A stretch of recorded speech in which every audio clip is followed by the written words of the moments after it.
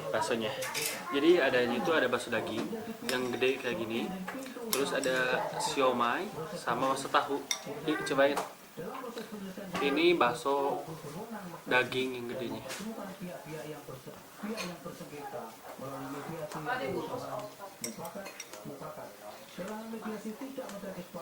Uratnya kerasa banget, terus selain urat dari bakso dagingnya, di dalamnya pun ada daging cincang.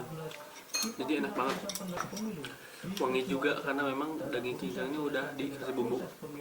Ini bakso Acehnya.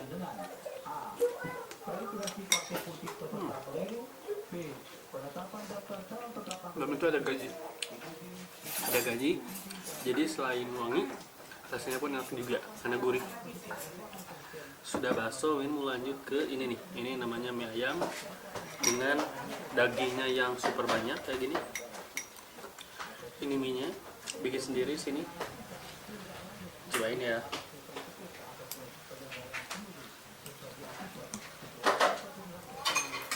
Ini mie ayamnya.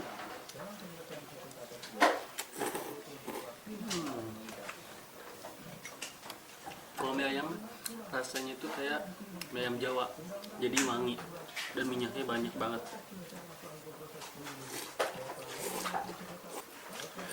Dagingnya